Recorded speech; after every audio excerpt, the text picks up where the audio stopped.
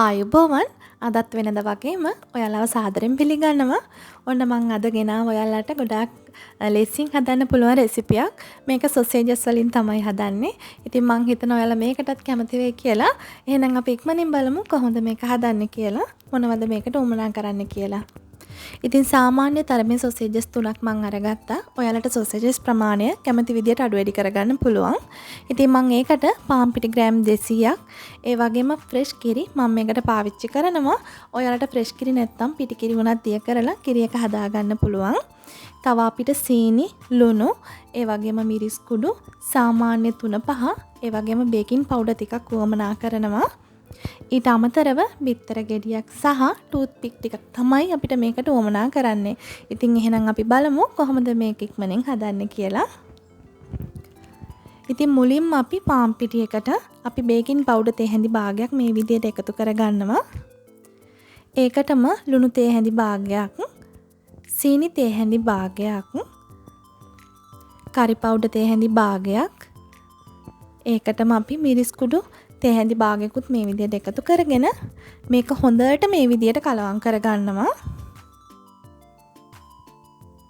ඊට පස්සේ අපි මේකට එකතු කරගන්නවා බිත්තරේ, ඒ වගේම කිරි. අපි මේක ටිකක් ඝන බැටර් එකක් තමයි හදා ගන්න ඕනේ. මේක ටිකක් දෙවටිල්ලට වගේ එන විදියට අපි හදා ගන්න ඕනේ. මම දැන් ඔයාලට පෙන්නන්නම් ඒක කොහොමද හරියටම පදම හදාගන්නේ කියලා. ඉතින් මෙන්න මේ ගානට තමයි තියෙන්න ඕනේ. දැන් ඔයාලට පේනවා මේක හොඳට දැවටෙනවා. මෙන්න මේ විදියට. මෙන්න මේ ගානට පිටි එක හදාගන්න ගොඩක් දියාරු කරගන්න එපා. ටිකක් ඝනකමට මේක තියෙන්න ඕනේ. එතකොට තමයි සොසේජස් එකට හොඳට මේක දැවටෙන්නේ. දැන් හරි අපි මේක ලෑස්ති. මේක දැන් පැත්තකින් තියලා අපි සොසේජස් ටික හදාගමු. දැන් මම ඒක සාමාන්‍ය තරමට අඟලේ වගේ කෑලි වලට කපා ගන්නවා. මෙන්න මේ විදියට.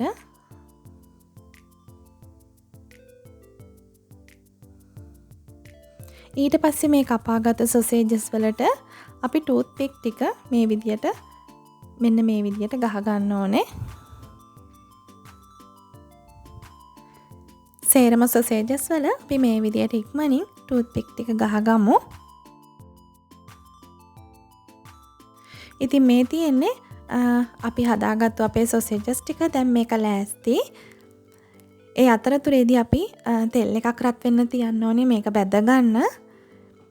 තෙල් එක හොඳට රත් වුණාට පස්සේ අපි මෙන්න මේ විදියට සොසේජස් එක අරගෙන අපි හදාගත්තු මිශ්‍රණය මෙන්න මේ විදියට හොඳට දවටලා අරගන්න. ඊට පස්සේ අපි මේක හිමින් තෙලට දාගන්න ඕනේ. පරිස්සමට දාගන්න, ඇඟට තෙල් විසි වෙන්න පුළුවන්. ඉතින් ඔයාලා මේක දවටද්දි ටිකක් හොඳට පිටි දැවටෙන්න අරගන්න. තෙල් එක ගොඩාක් කර වෙන්න රත් කරගන්න එපා. එතකොට මේක දාපු ගමන් එකපාරට පිච්චිලා දුඹුරු පාට ගහනවා. ඉතින් ගොඩක් අඩු ගින්දරේ මේක ඔයාලා හිමීට මැද අමු ගතිය නැති වෙනකම් බැද ගන්න ඕනේ.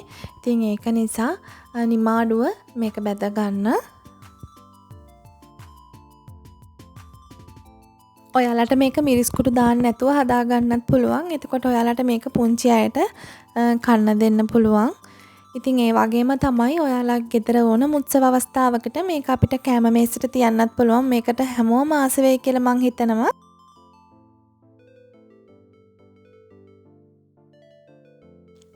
ඉතින් මේ විදියට අපි ඉක්මනින් අපේ සොසේජස් ටික බෙදගමු.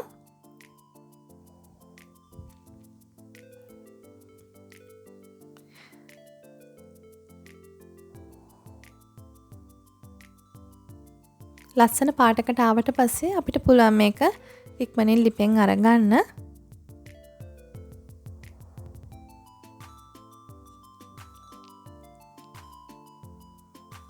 ඉතින් මෙන්න මේ ගානට ඔයාලා කර කරගන්න නැතුව ඒක ලස්සන පාටක් එනවා. ඇත්තට මේක කර වුණොතින් ලස්සන නැහැ. ඉතින් ඒක නිසා ළඟ ඉඳලා මේක ලස්සනට මේ විදිහට බැද ගන්න. ඔයාලා මේකට පිටි තවරද්දි ටිකක් වැඩිපුර තවරලා අරගන්න. ඉතින් ඔක්කොම ටික අපි මේ විදියට බැදගමු. ඊට පස්සේ අපිට ඉතුරු වුණු පිටි ටිකත් මේ විදියට අහක් කරන්න නැතුව බැද ගන්න පුළුවන්. දැන් මම ඔයාලට කියලා දෙන්නම් ඒක කොහොමද කරන්න කියලා. අපේ රත් වුණු තෙල් එකට මේ විදියට ඔයාලා සාමාන්‍ය තේ හදන තේ හැන්දක් මේ විදියට අරගෙන තෙල් එකට දාන්න. දාලා මේ විදියට තෙල් ටිකක් දවටලා ඉතුරු වුණු පිටි ටික මේ විදියට හැන්දෙන් අරගෙන අපිට පුළුවන් තෙල් එකට දාන්න. එතකොට හැන්දේ ඇලෙන්නේ නැතුව අපිට ඒක ලස්සනට හදාගන්න පුළුවන්. ඉතින් මේ පිටි ටික අයින් කරන්න ඕනේ නැහැ. ඒකත් අපිට කන්න මේ විදියට හදලා අරගන්න පුළුවන්. ඉතින් මං හිතනවා ඔයාලා අනිවාර්යෙන් මේ විදියට කරලා බලයි කියලා. ඉතින් ගොඩක් ලේසි. ලොකු වියදමක් යන්නේ නැහැ මේකට. ඉතින් මේ කාලේදී අපිට පුළුවන් මේක හදලා බලන්න. ඉතින් හදලා බලලා ඔයාලා අනිවාර්යෙන් මටත් කියන්න. ඉතින් මේ තියෙන්නේ අපි හදාගත් සොසේජස් ටික. දැන් මම හොඳට ඉඟුරු දාපු කිරිතේ එකක් එක තමයි මේක රස බලන්න හදන්නේ. ඉතින් මතක් කරනවා ඔයාලා තවමත් මගේ YouTube channel එක subscribe කරලා නැත්නම් විතරක් දැන්ම subscribe කරන්න. මගේ අලුත්ම වීඩියෝ නරඹන්න මගේ channel එකත් එක්ක එකතු වෙන්න කියලා මම ආදරෙන් මතක් කරනවා. ඉතින් එහෙනම් අලුත් දවසක අපි ඉක්මනින් මුණ ගැහෙමු. එතෙක් ඔයාලා හැමෝටම නිරෝගීමත් සුබ දවසක්.